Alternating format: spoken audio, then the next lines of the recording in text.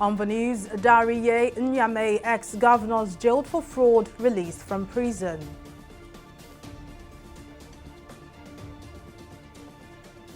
The Nigeria Center for Disease Control confirms 157 monkeypox cases and 4 deaths.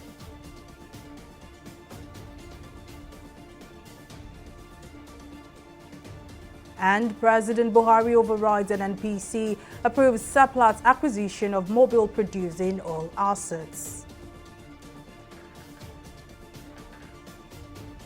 Glad to have you join us on News Now on TV360 Nigeria. I am Mary Kanu. The former governor of Plateau State, Joshua Dariye, and the next governor of Taraba State, Jolly Nyame, who were sentenced to prison in 2018, have been released by the Nigerian Correctional Service. The 2 former governors were serving jail terms for corruption allegations until they were granted a presidential pardon by President Muhammadu Buhari, alongside 157 others a few months ago. Dariye was convicted of stealing 1.16 billion naira while serving as Plateau governor from 1999 to 2007 and was sentenced to 14 years in prison. But his term was eventually reduced to 10 years by the Court of Appeal in Abuja, while his conviction was affirmed by the Supreme Court. Nyame, who was Taraba State governor from 1999 to 2007, was convicted of stealing 1.6 billion naira from the state's treasury and was sentenced to 12 years in prison. And now to health matters. The Nigeria Center for Disease Control (NCDC) has confirmed 157 monkeypox cases across the country from January 1st to July 31st, 2022. The NCDC, in its situation report for week 30, said the cases were recorded across 26 states since January. The health agency also recorded 1 new death, bringing the total number of monkeypox deaths in 2022 to 4. The deaths were recorded from 4 states: Delta, Lagos, Ondo, and Akwa Ibom. Overall, since the re-emergence of the disease from September 2017 up to July 31st, a total of 925 suspected cases have been reported from 35 states in the country. Well, joining us on the news to talk more on this viral infectious disease is Associate Professor, Cell Biology and Genetics at the University of Lagos, Dr. Joseph Minari. Well, thank you for joining us on the news. Now, although this disease is called monkeypox, we understand that it has very little to do with monkeys. Now, tell us about the peculiarities of this disease. Thank you very much.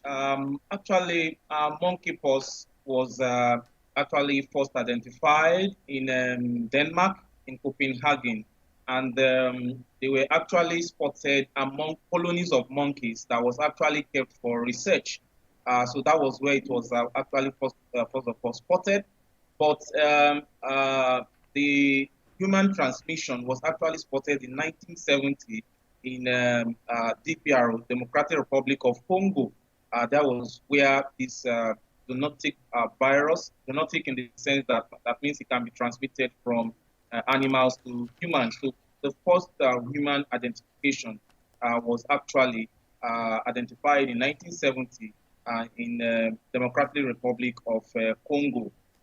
And ever since, we've been having this in and out outbreak. It will go, it will come. Even though the virus is actually a DNA virus, unlike some other viruses that they are RNA, so it's double-stranded DNA. And from a scientific point of view, we feel that that is probably the reason why the transmission rate is probably not be as much as what we have for the viral infections that we already had before, like the COVID-19 virus or the Lassa virus and the likes, that probably are RNA viruses and that can spread much faster than the monkeypox virus. All right, now, Doctor, briefly talking about transmission rate, so far 26 states have been infected by the outbreak of monkeypox. Now, what are we to look out for to avoid getting infected, and how worried should we be? Yeah, thank you very much. like you rightly said in your earlier submission, from NCDC, we already had that we have about 413 suspected cases, 157 confirmed cases looking at the window from January 31st of July this year. And we've recorded 4 deaths so far, 1 each for Lagos, Ondo, Delta, and Akwa Ibom. Now, I think we should be worried. We should not allow this to actually degenerate further than this. Although the fatality rate is around to 6%, it might be low, but I think we should be worried because children and people of compromised immunity are actually susceptible to this.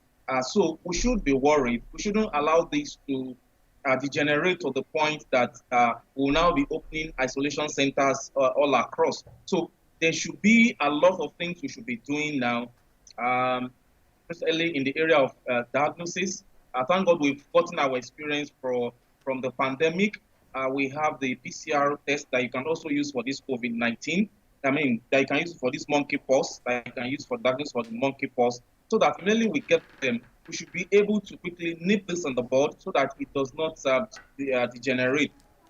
Quite sometimes we've been hearing the escalation here and there in some other countries, but it seems the numbers kept on increasing now. We have quite a number of suspected cases that is still being watched. So I think we should be worried, and we should take a more proactive step in ensuring that this is actually nipped in the bud before it degenerates. Well, all right now. Joseph Minari, Associate Professor, Cell Biology and Genetics at the University of Lagos. Thank you for joining us on the news and for your contributions.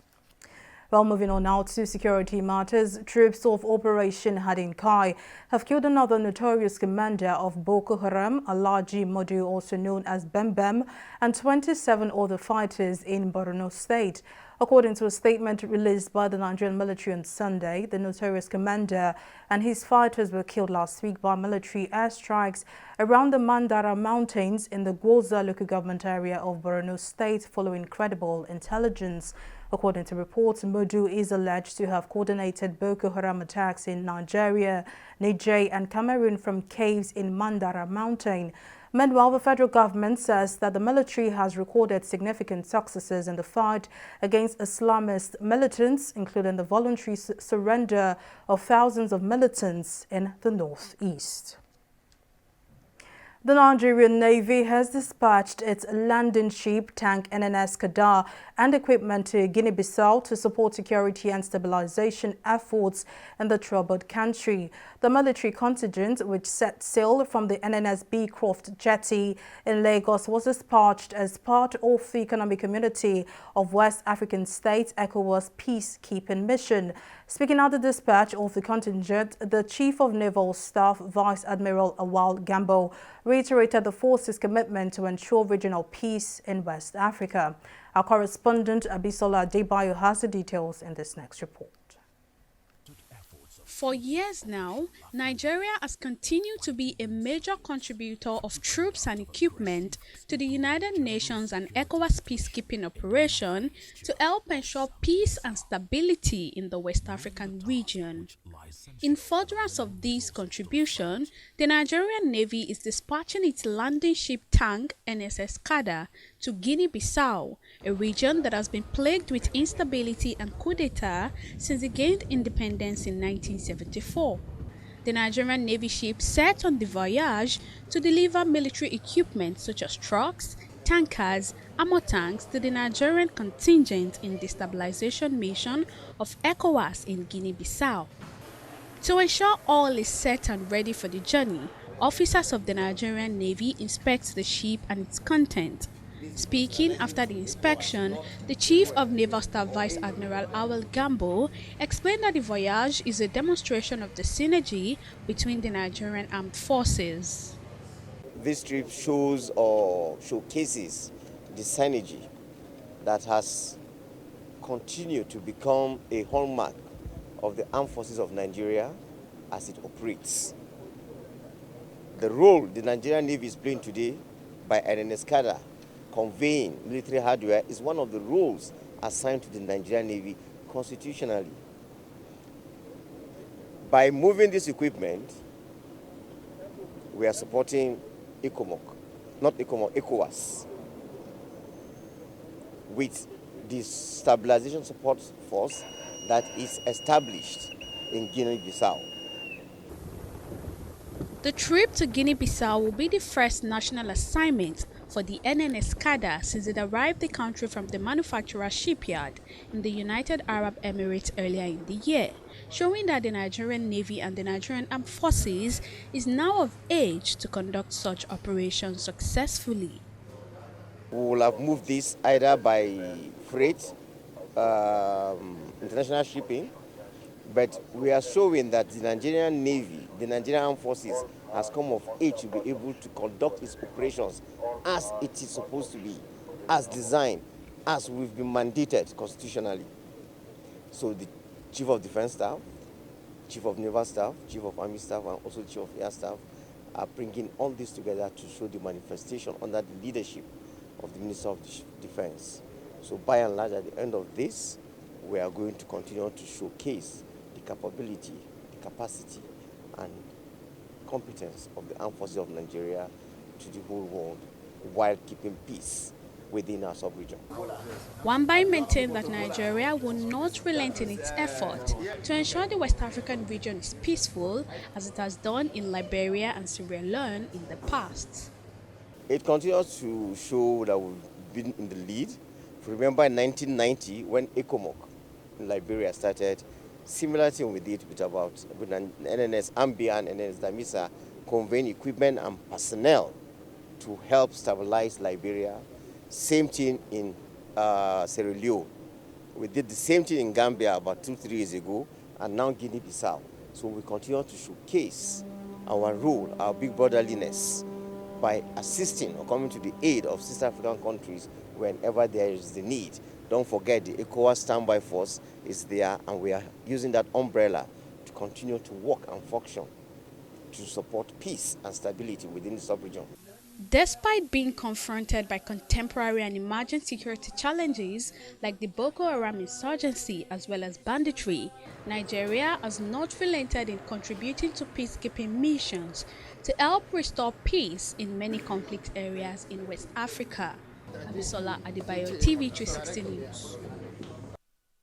Well, still in security matters, Rivers State Governor Nyesom Wike says his government has received an intelligence report that politicians in the state have allegedly started recruiting cultists and ex-convicts to be used as political thugs before and during next year's general elections. Governor Wike in a state broadcast said the reports also indicated that meetings for such recruitment are being held in hotels and other entertainment centers around the state. He warned that his administration will not allow any politician, despite his past or present status or political leaning, to upset the relative peace which the security agencies have struggled to maintain in Rivers State. Governor Wike, however, maintained that drastic action will be taken against accomplices of the criminal plot. As you all know, these are very turbulent times in the history of our country, and the level of insecurity across all parts has never been this bad. Nevertheless, we thank God Almighty for the prevailing high level of peace and security in Rivers State relative to the near calamity that has befallen most other parts of the country. The government and the security agencies have labored hard to secure the prevailing peace and security, which we are determined to sustain for the benefit of the progress of the state and the well-being of our citizens. However, we are not unaware of the intelligence reports on some misguided politicians who have started the process of recruiting cultists, supporters, and ex-convicts as thugs in furtherance of their political aspirations for 2023. We have also been informed that owners of hotels and entertainment centers are giving out their premises to politicians and political parties as a convenient base for the gathering of these political talks across the state. I wish to emphasize that we are not taking these reports lightly and would therefore not allow any politician, no matter his previous or present position, the chance or opportunity to upset the prevailing peace and security in Rivers State. We'll take a break now, but still to come, Nigerian athletes Toby Amusan Ese Brume shine in Commonwealth Games. We'll bring you details of the story and more right after this break.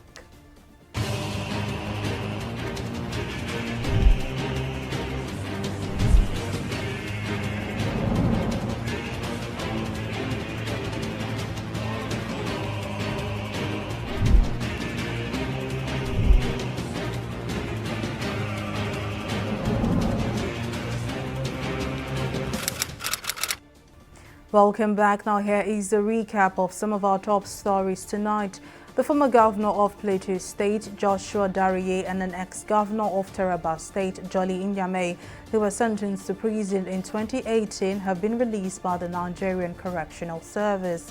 The two former governors were serving jail terms for corruption allegations until they were granted a presidential pardon by President Muhammadu Buhari, alongside 157 others a few months ago. We also told you that the Nigeria Center for Disease Control (NCDC) has confirmed 157 monkeypox cases across the country from January 1st to July 31st, 2022. The NCDC in its situation report for week 30 said the cases were recorded across 26 states since January. Meanwhile, since the re-emergence of the disease from September 2017 up to July 31st, a total of 925 suspected cases have been reported from 35 states in the country. Well, in case you missed any of the news bulletins or for more updates, do log on to our website on www.tv360nigeria.com. You can also follow us on our social media platforms on Twitter, Instagram, YouTube and Google Plus at TV360 Nigeria. On Facebook, we're at TV360 Online.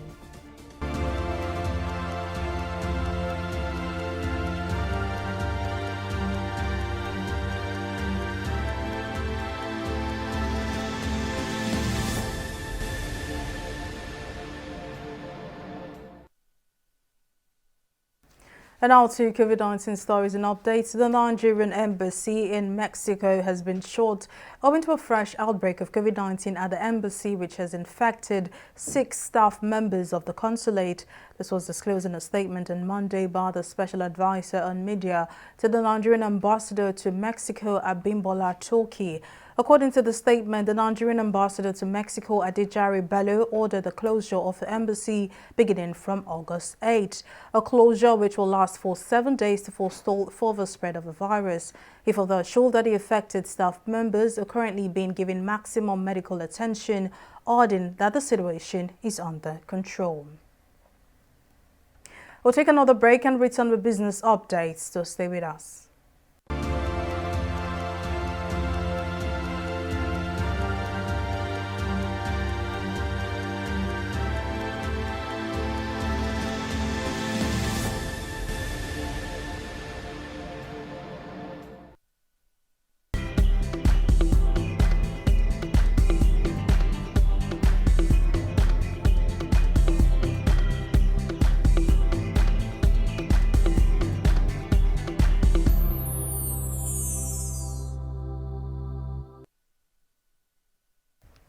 Welcome back. Abisola Adebayo is standing by with business updates. Abisola, over to you. Thank you very much, Mary. Welcome to Business News. President Muhammadu Buhari has approved the acquisition of ExxonMobil Corporation assets by Seplat Energy PLC, despite moves by state-owned oil company to block the deal. In February, Seplat had entered into an agreement to acquire the entire share capital of MPNU from ExxonMobil, but the deal was blocked by Nigerian National Petroleum Company Limited, NNPC Limited.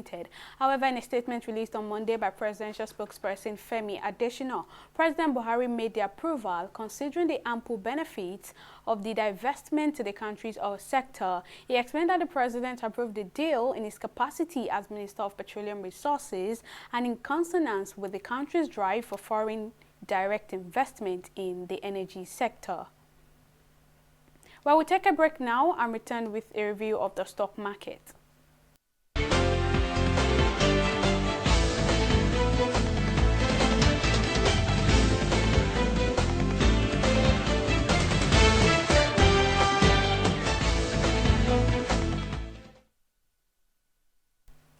The Nigerian equities market opened the new week on a negative note as investors continued cherry-picking stocks with solid underlying fundamentals. At the close of trading, the all-share index closed at 50,489 basis points as investors lose a total of 126 billion naira, bringing the market capitalization to close at 27 trillion naira. On the list of stocks that led the market on a downward trajectory today, we have Briscoe, who topped our losers counter as it recorded a combined 0.04% decline at the close of trading. It's closely followed by Industrial and Medical Gases Nigeria PLC from the natural resources sector, which dipped about 90%. On the flip side, as our gainers list for today, J. Paul Gold and Oniflower topped the gainers list as they recorded a combined 19 copper gain, which obviously did not have any impact on the market. Our market summary sees a total volume of 207 million units of shares valued at 2.11 billion naira, exchanging hands in 4,234 deals.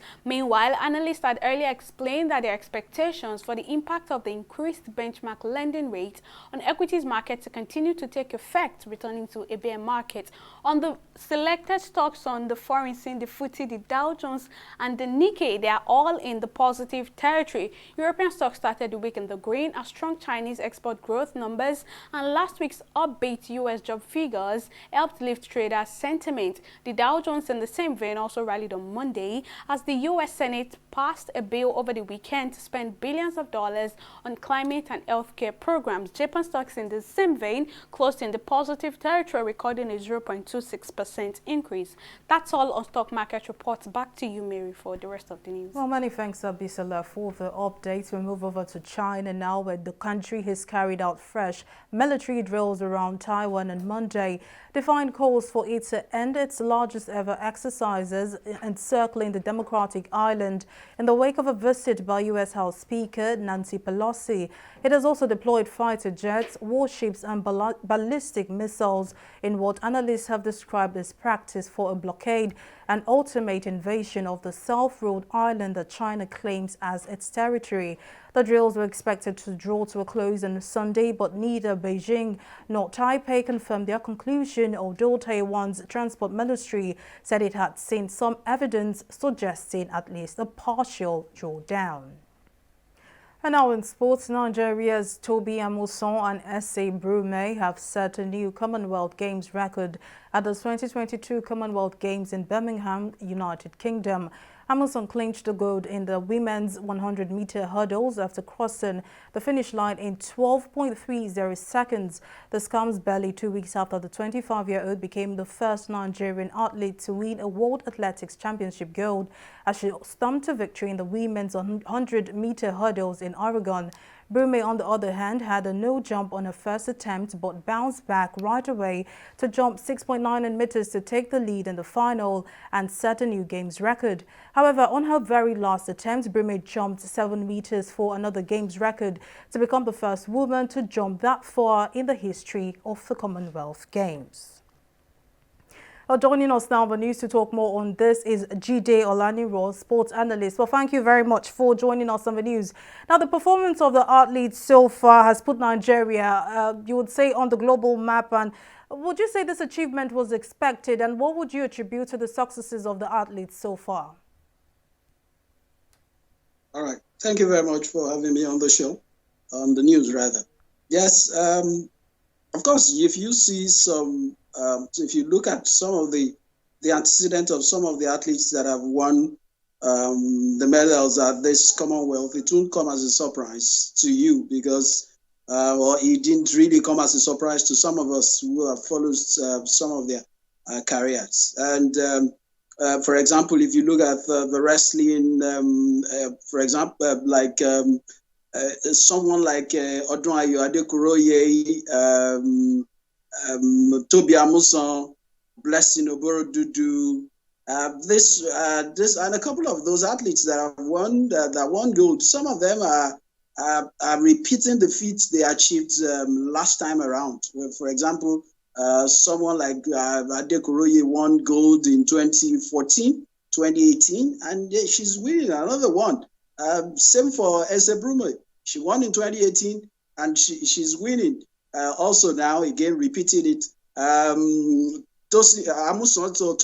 Tobiloba Amusan also won gold medal in 2018, and she's repeating this feat. So for some of them, you could see that they have see that they have this trajectory which they started maybe 2-3 editions ago. So they are coming to reinforce the fact that they are a force to reckon with.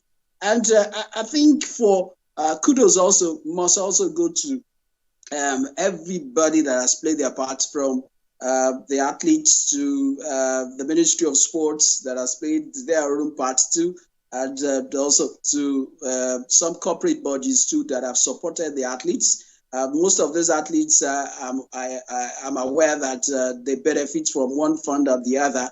They benefit from sponsorship from some corporate bodies, as well as some finance model put together by the sport ministry. So I think all this thing is an aggregate of what has contributed to the achievement recorded by the athletes at this Commonwealth Games. And for Nigeria to have won 12, this is another new one for the country as a whole. The country has never won up to 12 gold medals, and we are winning. Nigeria is winning 12. This is massive, I must say, for the country. All right, now, Jide Olaniran, I'm afraid that's how much we can take on the news. Well, sports analyst Jide Olaniran, thank you for joining us on the news and for your contributions. Well, that's the size of our news bulletin this evening. Many thanks for staying with us. I am Mary Kanu.